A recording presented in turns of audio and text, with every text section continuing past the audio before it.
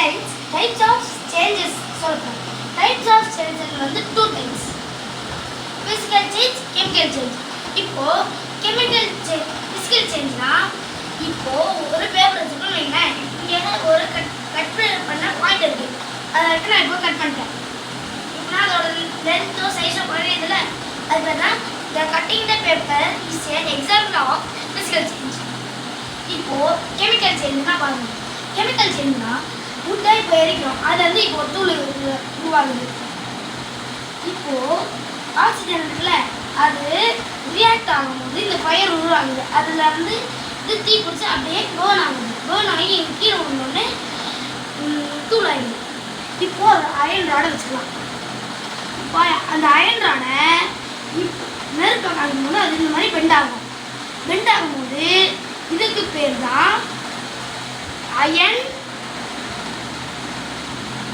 Oxide.